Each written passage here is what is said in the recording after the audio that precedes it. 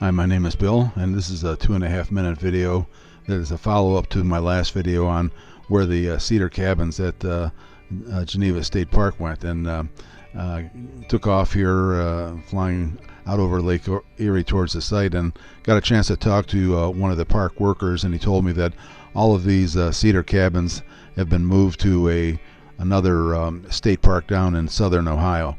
You can see they're making new areas, and what they're going to be putting in here are spots for RVs, enhanced camping, I guess you could call it.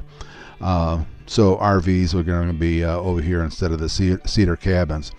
That building that you see over there in the lower left, which was the commissary before, is going to become a natural resource center, and we're just flying here over to the east, and again, I point out the nice fall colors in the trees, and how smooth the lake is, and nice clear sky. Really a pretty scenic viewpoint here. But anyways, those Cedar Cabins that you saw here in the last video, all of that has been moved to southern Ohio State Park.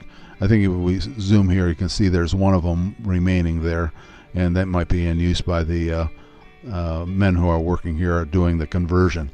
As we drop down here, I'm going to pan across a site where there's some activity going on, a little bit of work, and I saw them framing in with some concrete blocks and making a foundation over here. So I zoomed in, and what it looked like to me is it's going to be like a restroom area with like men on the left and women on the right, and area in the center for water heaters or whatever. But that's what it looked like to me from about 100 feet up. So that's the mystery solved. The Cedar Cabins have been moved, and it's going to be an RV area now. Flying back over the lake here and heading back to Launch Point. This was the second site I was at on this day.